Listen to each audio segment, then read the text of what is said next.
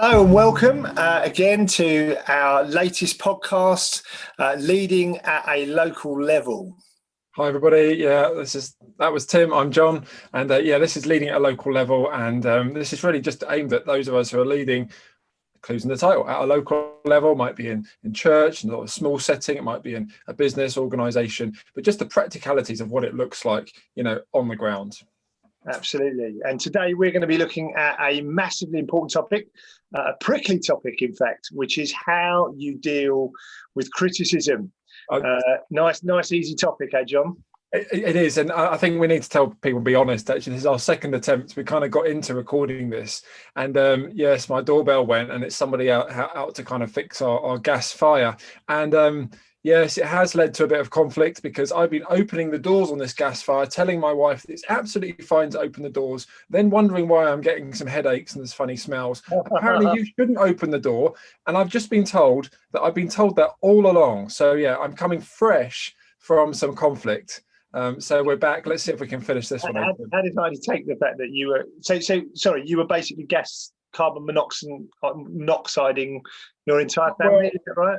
Possibly, and our carbon monoxide alarm is like years out of date. So I'm not in the good books at the moment, but I've had a bit of conflict, so I feel like I'm fresh and ready to go. But how are you today, Tim? Yeah, I'm good. Another day of homeschool and all of that sort of stuff. Living my best lockdown life now.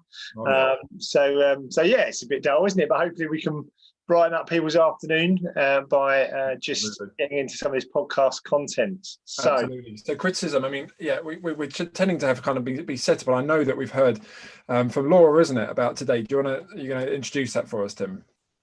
Yeah, so I was chatting to someone, Laura, not her real name, but just about how she should better handle criticism. So Laura has been leading worship at a local church for a little while now, and like most churches, there's some good musicians and some not so good musicians.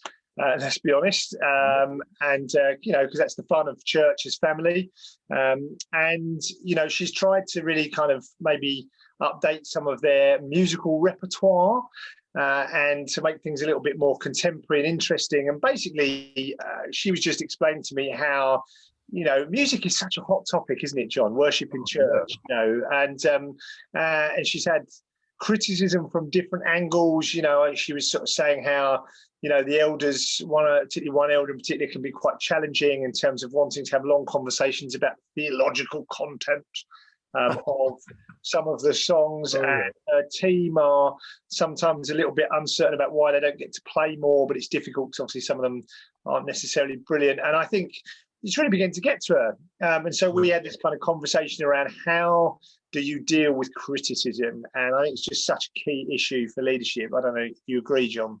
Yeah, absolutely. Yeah. And I think probably for a lot of people, if you're listening or watching, like this is a familiar thing, certainly in churches I've been at, it seems to be that the whole, worship and worship leading and coordinating is like you kind of are going to attract all of these different criticisms from different people. So yeah, that's really helpful to hear from her. But yeah, I mean, how would you kind of frame it, Tim, into why it's so important to deal with criticism? Because we're dealing with this quite early on in our sort of podcast series, I guess.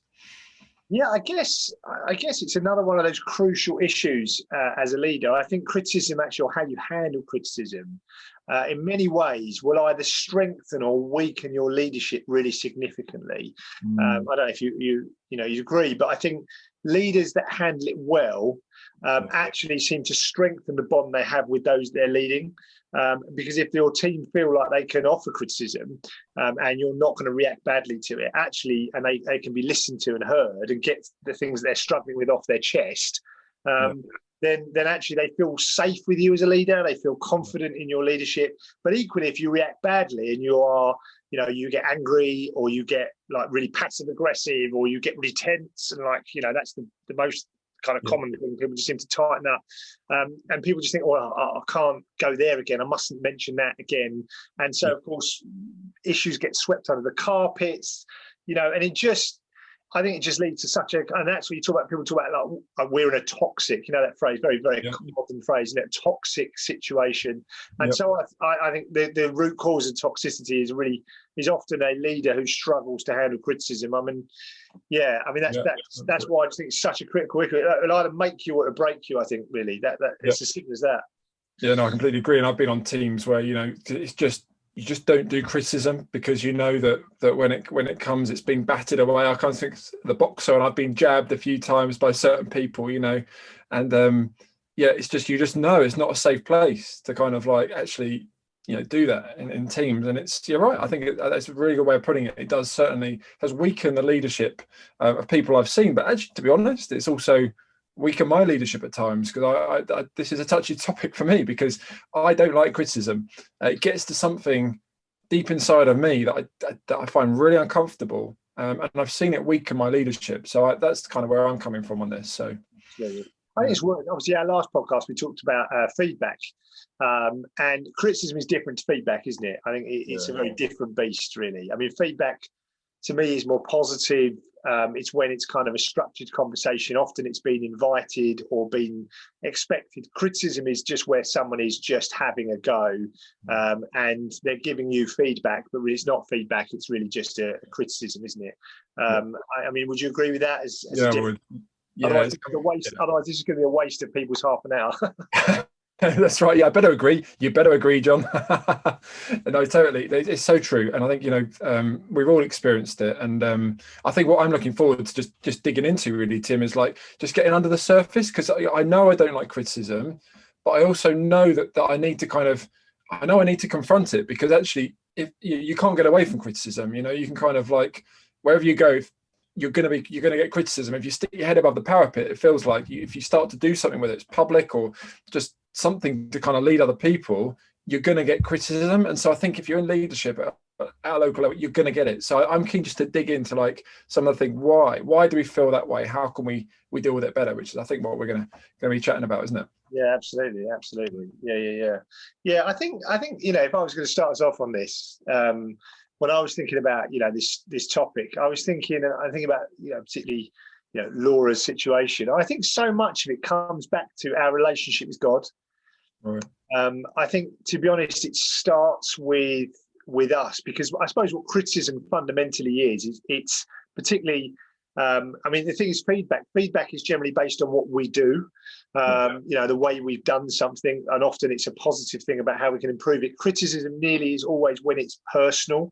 So really, it can be a bit like, you know, particularly in leadership, you know, it can be like the way you handled that wasn't, you know, very good, but really it's a criticism of, I don't think you're very good at handling people, and it digs deep and it cuts deep. And so I suppose that's why, for me, if you're going to talk about how to handle criticism well, then you've got to start with really, where is your base, where's your foundation, where are you moving from as a leader? I mean, would you agree with that? Yeah, I would. And I'm just thinking my fire example, you know, like, it can bring up other things in ourselves, can't it? You know, like, and I'm not saying this is where our conversation went earlier on today, but, you know, it can get to roots of like, you know, oh, you're just, okay, be careful not to put words in my wife now, but, you know, oh, you're not as careful, or you're a bit blasé about safety, you know, and things like that. And it can, you know, so those kind of criticism can get, you know, and we see with Laura as well, you know, those criticism can get to the root of, you know, actually you thinking theologically about your songs, and I'm being criticized because I'm not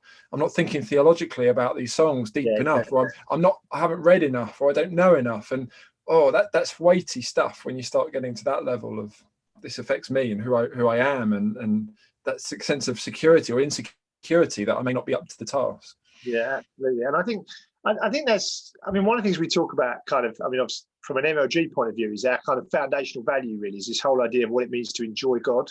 Yeah. And it's very John Piper-ish, isn't it? Let's be honest. But I think John Piper kind of picked up on something that was just really very helpful for the church, which is really that if you enjoy God, you know, if that's your starting point, and your aim is to glorify God, and you do that by enjoying Him, then really everything else flows from that position of joy. We're not trying to if I enjoy God and I know that God loves me and I'm secure in that and I'm doing it because I love him and because I just want to glorify God, then really it's not about me, it's about him. I've moved the basis of everything I do from myself to God. And I think leaders, I'm speaking really personally here. I would say it's a constant battle, isn't it? To keep our focus on the Lord, not on ourselves. And this applies in business as much as it does in church. Everything we do should move from a position of enjoyment in God. And I think, like so often, leaders who struggle with criticism, truthfully, I think, let's be honest, John, just insecure. And I think that's such an issue, really. That lack of security in ourselves is just key, really. Yeah, no, that really resonates for me, and certainly that battle of my identity, in Christ, and who he says I am, versus what I say I am and what others people can say that I am is so key, isn't it? And I think that's really helpful to me. But practically, like, what does that look like? For someone like Laura, and even for ourselves, what does it actually look like to kind of lead from that place of enjoying God, that place of security? How can we do that better? Yeah, I mean, I think it's all great theory, isn't it? You've got to enjoy God. The joy of the Lord is your strength, brother. And you're absolutely right. What does it mean practically? I think what it means is we've got to. I'm an external processor, as John is, one of my best friends, and I think John will know this because often I'm offloading on him. But but I think being able to talk through why the criticism is making you feel so vulnerable, I think is important, and really sort of unpicking that with somebody, even if you're not an external person, even if you're maybe an introvert. I think it's really valuable if you're receiving criticism and it's really upset you or affected you, to kind of go and just spend some time like, why is this bothering me? Like, what is it about it? And I think that's where, once you get to it, and often it is, you realise, like, Lord, I've just got to do this to you, and I'm going to do it to the best that I can, and I'm just going to find joy in it. And then once you do that and you pray through that, actually, it brings a release. Yeah. I don't know if that's been your experience personally, but that's often what I do. I talk to someone, and then kind of God reveals it, and then I have to go away and pray it through, really. Yeah, absolutely. Yeah. And I think that's kind of part of walking in family, walking in that sort of context of relationships, isn't it? And I think that's the great thing about being a local church. It should be a place where we can walk in that context. We can walk with people with that sort of depth of relationship. And yes, it's risky, and yes, it can hurt sometimes, but being able to dig into things with other people who know us well and who are for us, I found that incredibly helpful. I think also we have this idea, I think sometimes, that I'm either secure or I'm not secure. I don't know if you know what I mean by that. Like, as a leader, I'm either secure or insecure. Yeah. It doesn't work like that. Like, today I'm secure.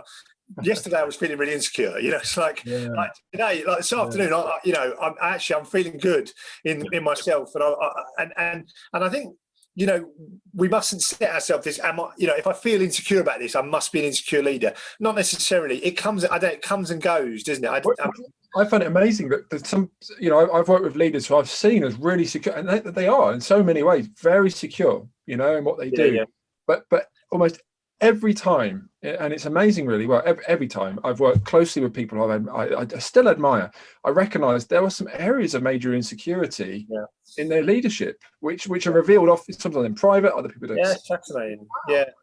So I think I'd not thought about it like that, actually. That's really interesting. So you can be insecure, can't you, on days to days? I think we all know we have good days and bad days, in a sense. Sure. And I think, or good seasons and bad seasons as a leader, even if you're quite secure. But I think you're right, actually. You can be insecure in particular areas. Yeah. And I think you're totally right. It's interesting. There are certain things that I feel very secure in when it comes to leadership. I know, like, weirdly, like, I really enjoy handling conflict. Yeah. And I feel very secure in dealing with that.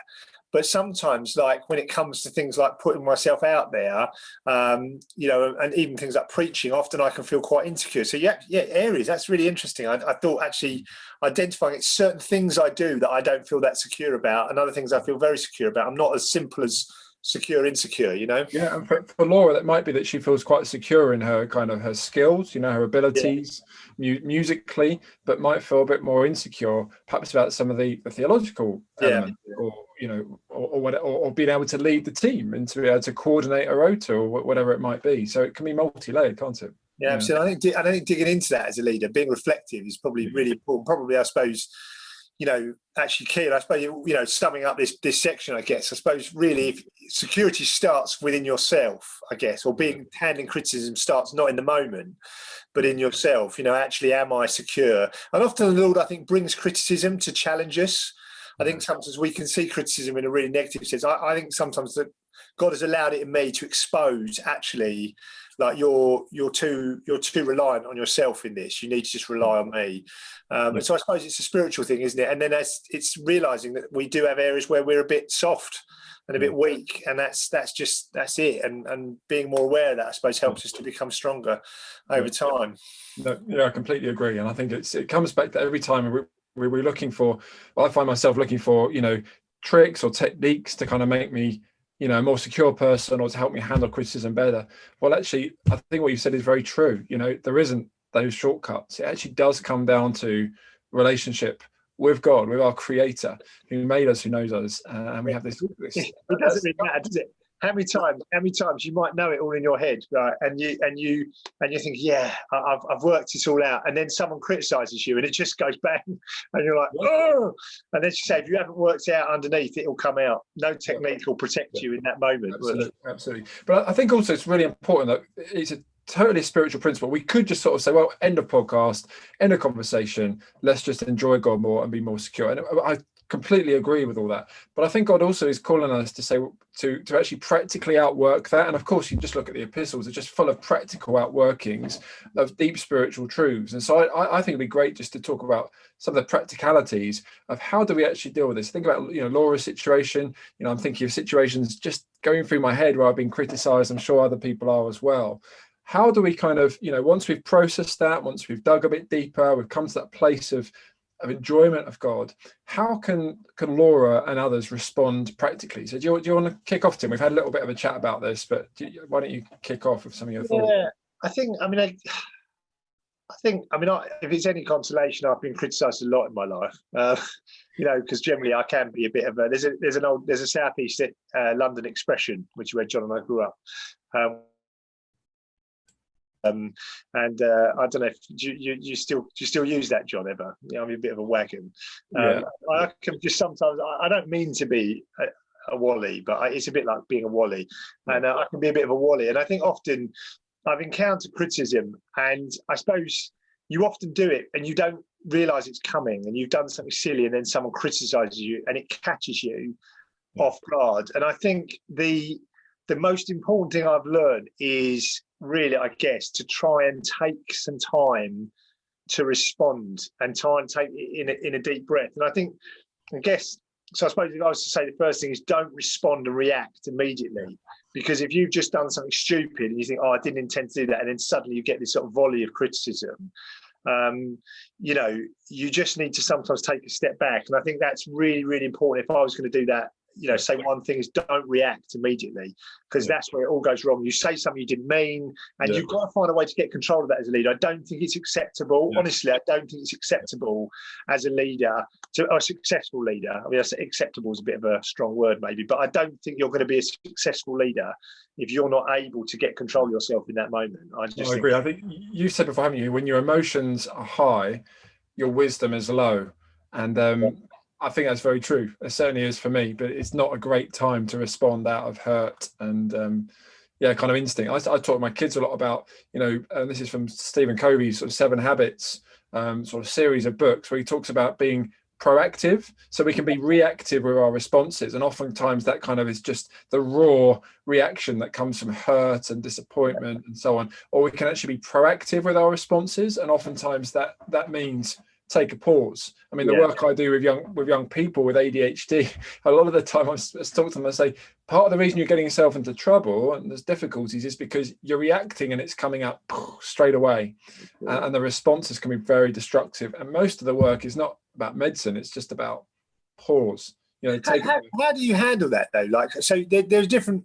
So let's deal with what we used to call in teaching corridor criticism, which is where you get caught in the corridor and you're on your way to somewhere and you're not prepared. How do you deal with that in that moment? Because obviously we can deal with maybe email and online criticism in a moment, but when you get caught off guard, you're literally like, boom, didn't see that coming. How would you be? How would you sort of take space in that moment? Well, that is a great question. It's actually one I was hoping you were going to answer, Tim, because I think they're the most challenging, isn't it, when you run into somebody and it's face to face. And to be honest, most criticism that I get now is online, is through emails, is stuff that people aren't willing to say face to face. Yeah, absolutely. First thing I think, if someone's actually willing to say this face to face to me, like it might be quite a big deal. This is probably quite a big issue. This is not just a casual remark that they're just, playground bully, just kind of trying to annoy me. Probably this is a big issue, and they may be in a very angry place. They may not be in control of what they're saying. Maybe their emotions high, their wisdom's low, and so I think the first thing to think of is literally just, I'm just going to pause and I'm going to listen. And I'm going to be very careful about my response, because my initial response, well, usually is a bit of, there's anger dwelling up. How dare you? Why are you talking to me out here? Why now? There are other people listening. This isn't the time or the place. All these things going through my head. So I'd be thinking, how do I just stop and maybe listen? I mean, how would you sort of take it forward? Yeah, absolutely, John. I mean, it's. I thought all the way through there you were going to just dodge the question, but you did answer at the end. Yeah, you got. I think, Joe, I do. I think there are times as a leader that you have to wear a mask, and other times you want to have your mask off. I think this is a time when immediately I sense, oh, hang on a second, someone's criticising me. Immediately, I'm like, I just go into a mode. Yeah. Like, I'm like, I need to go into criticism response mode, and it's like I put a suit on and I put my mask on, and I'm like, right, okay, and immediately I'm very conscious. So first thing I'm conscious of is my body language. Yep. Right, so if I'm sat down, I open up my body language. So I'm like, I immediately not quite open my legs wide, but I don't have a tight close stance. I open my arms, open my palms. I kind of nod my head a lot, because immediately what I'm doing in my body language is I'm communicating like, it's okay, I can take this. I'm not, because it's like you criticize someone, you can just see. It's like I've got a cat, right? And you see when it gets, they arch their backs, don't they, cats, and their tails go all bushy, and you can just see it in people. And if someone's criticizing you, or even if they want to do it, and often they want to be positive, but they're just doing it badly. And so like my body language is really important in diffusing the tension in that. As you say, I just listen. So I'm like, I nod a lot. That's really interesting. Thank you. And even if like inside you're thinking, that's a load of rubbish, right? You are just an idiot. If you carry on, I'm going to punch you in the face. Well, I don't actually think that, but it's like, or like more often, I think it's like, you just kind of want, like, maybe you just want to cry and run away. I think a lot of people just want to kind of just go, I can't deal with this. But in those moments, I'm like, it's a bit like I'm putting on a well-learned, well-practiced sort of body language, tone of voice. Like, I don't go high. Like, when people, they get really high, it's nothing. Well, thank you for that criticism. And, or they get really like, and they start grunting at you. If it's a man, they start grunting at you. And it's like, and I try really hard to, like, that's really stupid. Yeah. But in a sense, as a leader, you're controlling that situation and not letting it get out of hand. Because if I react in that moment, then I could make this 10 times worse and so much more difficult to resolve afterwards. I could destroy my leadership really quickly, or in this moment, I'm creating an opportunity for growth. And so I almost wear a suit, honestly. Like, I can't describe it any other way. I mean, I don't know. Does that make any sense to you? It does. It does, and it fits with so many other aspects of leadership. In some way, sometimes I feel similarly when there's compliments coming. I think it's that famous quote, isn't it? You don't let the compliments go to your head, the criticism to your heart. I think sometimes we are called to wear a bit of a suit, so that even the most kind of gushing compliments, there are times when I will also put, rather than sort of bask in it, I'll be grateful and thank somebody. And I think that perhaps it's in a similar way with criticism. Being able to have be relatively neutral. We're trying to be fake. There's a time to kind of really be ourselves. But there are times to be wise with our responses. I agree with that. And to be, it's protective, but it's also helpful for situations, as you say, just to be open, to diffuse it. And I think sometimes just to be able to say thank you. That's very, very powerful. That's massive, actually.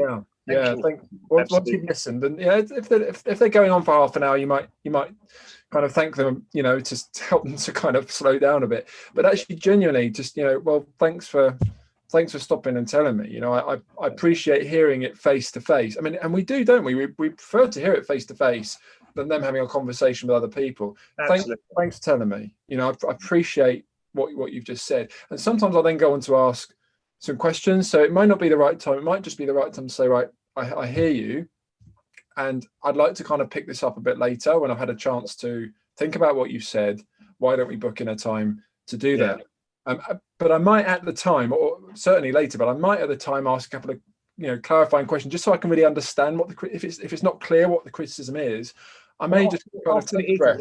Often it isn't clear because people are just ranting at you. That's what we're talking about. When someone's come at you and they're just like bang, bang, bang, and they're just venting their emotions more than they're, you know, thinking it out clearly. Absolutely. So kind of working, is this criticism at me? Is this kind of a global criticism? Is it something that I've just done as a one-off? Is it about our church? Is it about something far big? So sometimes those little questions, even at the moment, can just help to clarify and help the other person clarify as well what they're actually saying to you. Yeah. Absolutely. And so I'm just trying to kind of, for the sake of the podcast, just trying to distill what we're talking about. So I think the first thing is it's taking a moment to respond, to taking a step back, I guess. On email, I mean, talk about email, by the way. Like, if ever I remember once I failed miserably, right? And someone sent me an email. It must be about 10 o'clock at night or 11 o'clock at night, and it really, really irked me. You know, someone irked you, and it was an email with all the senior leaders, like the head teacher and people like that involved. And I was relatively senior at that point. And I wrote this long email back to him. And my boss, when I got in this morning, I said, "What did you think of that email from that person?" He said, "Well," he said, he just said, my advice is don't write emails late at night." And what was you saying? Take some time and think about it. And I think so often we're quick to respond. And so if you can get any space between you and the criticism, even if it's just 30 seconds in that moment, then you've got to try and find a way of just stepping back. And for me, the best way of doing that is putting on that suit. If it's in person, you just got to put on that suit and just listen, to allow it to kind of, don't try and respond and immediately. It's just not worth it, is it really? Yeah, I completely agree. The email thing, I completely agree. I've got myself into so much trouble.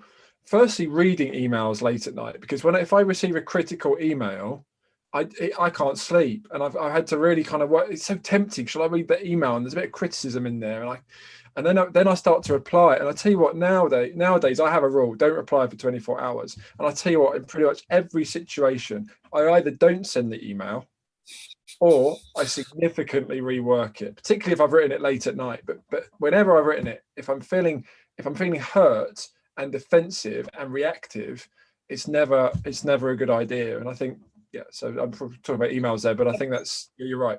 Leave that. Abraham Lincoln, I think it was Abraham Lincoln, used to write a letter.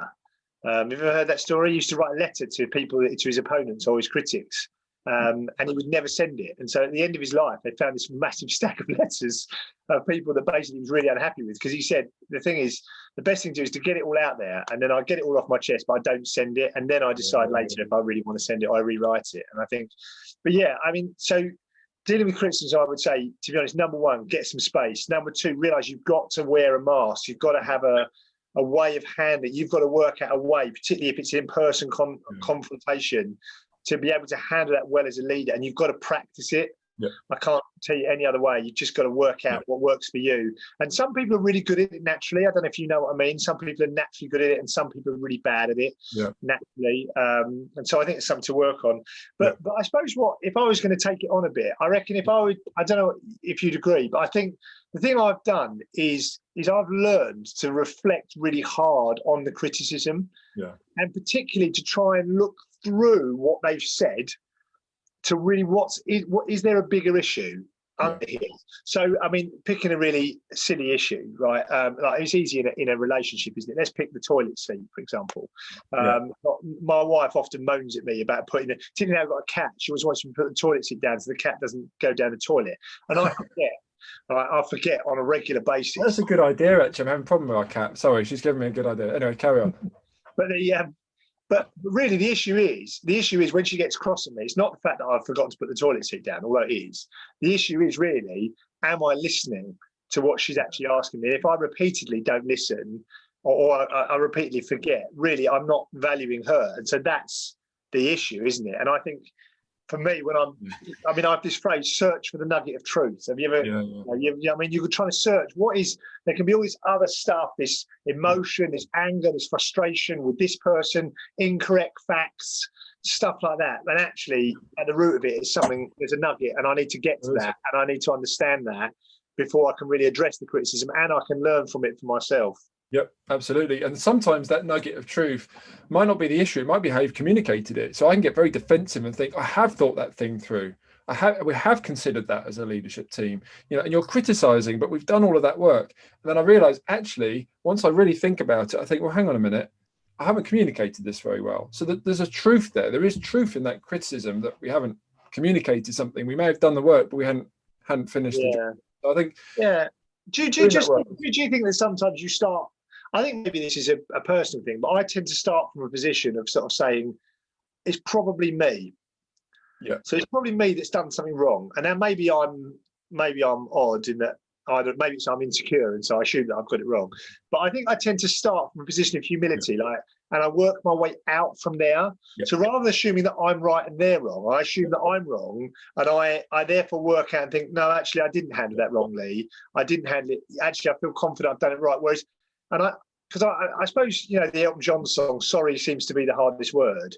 And I think sorry is such a powerful word when dealing with criticism, and not a fake sorry, but I'm really sorry if what I've done has upset you. It was never mine, because it's not their intention to upset people.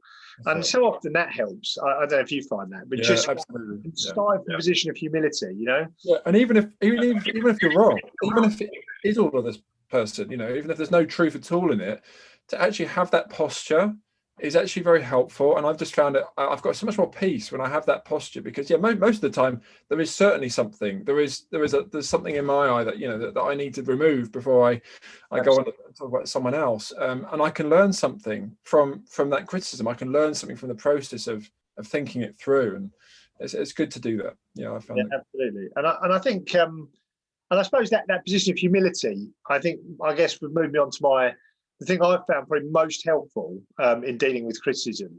As I said, I'm a bit of a wagon, so I've had a lot of practice. But I think what I do more and more now is try and be compassionate towards that person, and to put myself into their shoes, because for me, maybe they're stressed because, like taking the toilet seat is a really stupid example. I really don't care. It really doesn't bother me whether the toilet seat's up or down. But for my wife, it bothers her. And so I suppose I try and put myself into her shoes. Why does it bother her? Because, maybe she's more conscious about germs than I am. And although I don't think that's important, that's really important to her. And so if I love her and I care for her, that makes such a difference. And can I just say, right? I've worked obviously in the secular world and in the Christian world. Yeah. If you do this in the secular world, if you behave like this in business, people love you, because it's just not the way, right? It's not the Christian way, right? They don't know anything about Jesus and how to conduct themselves. When you're humble and you genuinely care about them, and you want them to and when they're criticizing you, you genuinely care about what they care about. I'll tell you what, people are so for you when they get and they over a while, it might take a little while, and people just begin to really value you and respect you. You're never going to get it all right, but I don't know if you found that in the medicine. Obviously, you're in the medical world. I don't know if it's the same in that world. Yeah. No, it is. Yeah, and I remember just not too long ago, I had a colleague who really, really vented about something. It was about one of our treatment pathways, and I thought, well, that's a bit out of character, but that was pretty scathing. That was pretty harsh. It wasn't aimed at me. It was aimed at someone else.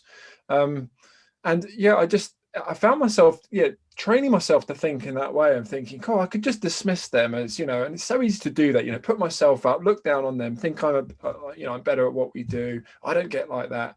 I thought, no, hang on a minute, what's going on in her life? So actually, I did go and ask the question. I said, I noticed that you were quite upset, is everything okay?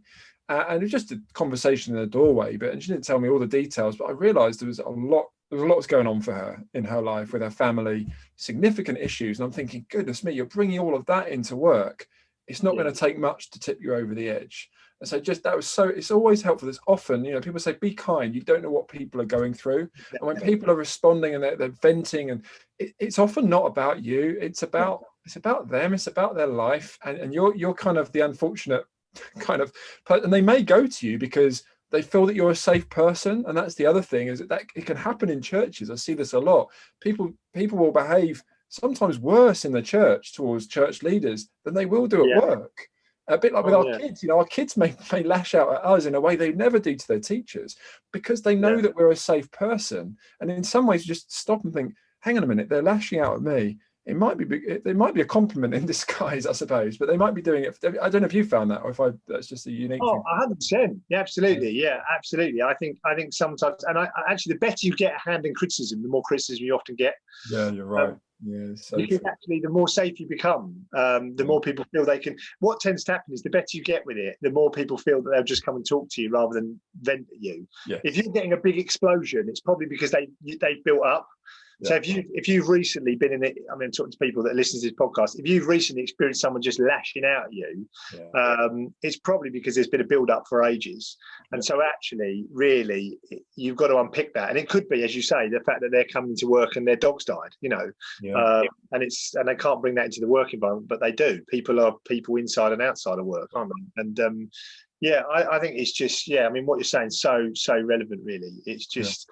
And I love it. I suppose the difference is as well, the world talks about be kind, but Jesus talks about be compassionate, like love people. And when you really love people, you're like, I'm for you. I want you to be successful. I don't care if you're, like my fellow teachers or when I was working in IT, I was like the technicians, I want you to be happy. So I don't mind if you criticise in a sense, because I'm for you. And it unlocks so many doors. And so putting yourself in other people's shoes would be my kind of, I suppose, the fourth point. Can I just ask? Sorry, just in terms of thinking back to Laura and the criticism she's getting from her, from an elder in the church and from older members of the congregation about things being too loud. You mean, how should she respond to that with that in mind? Thinking about putting herself, because there's lots of different shoes to put herself into, lots of various. Is she going to please everybody? How does she kind of deal with that kind of criticism, would you think? Yeah, absolutely. So again, I mean, working through our little model, if you will, so depending on whether it's email or whether it's face-to-face, trying to find a bit of space. So don't respond immediately. Can we talk about this after practice, or, can we chat about it, maybe next, tomorrow, or I'll give you a phone call. But I think, and then I think kind of, just following up what we were talking about, really, this sort of searching for the nugget of truth. So is there some truth in this? And I think taking like the elder who's got a problem with theology, I think, definitely, go away and read some of this stuff, because it's not all brilliant, is it? There's some, Jesus, my boyfriend type sort of stuff, maybe, isn't helpful for the church at large. But I think, taking that elder, probably the thing with that elder, and this is speaking from experience of a guy that leads elders, often elders they really care deeply about the truth and making sure people get the truth. And so probably the fact you're singing the song is a greater concern about, the church in general, and that's why you're so passionate about it. And so when you understand, we both love the church and we both want the church to succeed and to be safe and to be a place where people grow, it puts you on the same page, not against each other. If you've got that musician, generally that musician that's criticizing you because they're not getting enough chance to play, or because they don't like the songs you pick because they're too difficult, they may be feeling insecure, like, I'm not a very good instrument player, so the fact you don't keep asking me is because I'm not very good. So you've got to have that conversation with them and just be straight. Go back to our previous podcast, give them genuine feedback. So I think if I was Laura, that's what I'd be doing. I'd be trying to get into that person's mindset. And if I just add, I think actually reminding people about the mission is also really key. So I think, when you're in leadership, it's like a bit like managing a football team. And you've got your defenders. So the analogy being that defenders are perhaps those who are defending biblical truth and, kind of are keen about not conceding goals. But then you've got your strikers. They want to score goals. They want to go out and do stuff. They're different personality. They've got different concerns about what you're doing in church. Then you've got your wingers who kind of bring a bit of pizzazz and they don't want to just win 1-0. They want to win 4-0. Keep this going. This analogy. I'm loving it. Mate, I love it. Any football or cycling analogies. But the point is, as a manager, you might have criticism about your defense, you might have criticism about your attack or the style that you're playing in, but your job is to stick with the mission that you've kind of got to, I guess, to win games. And I found that really helpful to draw people together and remind people that I really value your opinion. I value your heart for truth, or I value your heart for the aesthetics of what we're doing, for excellence, all these different things that put into kind of worship, for example. But reminding people and saying, we are here, we're a team, we're a body, all the biblical analogies we've got, that we're in this together, and actually to move forwards together means we value each other, we listen to one another, we grow in awareness of ourselves, of our sinfulness, but also the gifts that God has given us, and we grow in appreciation for these different members of the body, for the hand, for the foot, for the eye, for the and so on. That for me is key in the church, to bring people along and to say, well, criticism can be helpful in getting us there, but let's not allow it to destroy the mission. That would be devastating if it's going to distract us from the mission of proclaiming Christ, in the local church, making disciples. Absolutely. Yeah, no, 100%. I think you're absolutely right. I think, can I say we should do a podcast really on leadership, leadership and football and different positions. Let's do it. Sounds like good fun. I mean, my brain's running away with that. But yeah, if I were to offer one last piece of advice to people thinking about, or to Laura, about criticism, I found that particularly if you have a regular critic. So I don't know if you've ever had regular critics, people that you kind of feel like your relationship's tense with them. Yeah. Invest relationally with that person. So you're not going to necessarily be best friends, but arrange to go for a cup of coffee with them once every couple of months. Make an effort to chat to them after church, or at work. Go and sit in the staff room and talk to them in the staff room, because if the only interactions you're having are business related or the task related, then immediately you're going to have tension. If that, again, comes back to this whole idea of compassion and love. If you love that person, you will care about them. You care about the fact that and then you realise their dog died. Yeah. And so they, and you realise that they're going through marriage difficulties, or the fact that they're, they're struggling financially, or they're just not enjoying the job, or they're struggling with the church in general. And I just think so often the key to this stuff is relational stuff. Now, obviously, if you're dealing with criticism online, then obviously it's a whole different story. But I think in terms of, like, we're talking about leading at a local level, really, people that are in your immediate sphere, get to know them, spend time with them. It's so much easier to dissolve conflict on that basis.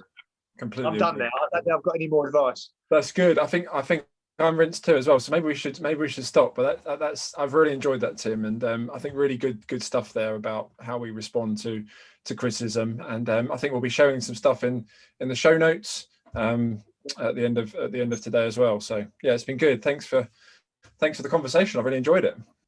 That's been good. And obviously you can, if you're listening to this and watching it and you want to send us in a question, we'd love to get questions. We might even send us in a video.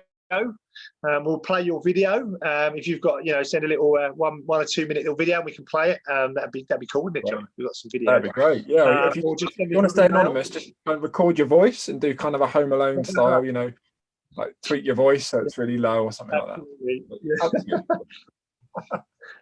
But yeah, we'd love to hear from you. Love to hear whether you're enjoying the podcast. And so, and obviously you can subscribe to get the latest ones if you click on the subscribe button for the MLG channel. So hopefully we'll see you in a couple of weeks' time for our next podcast. See you then.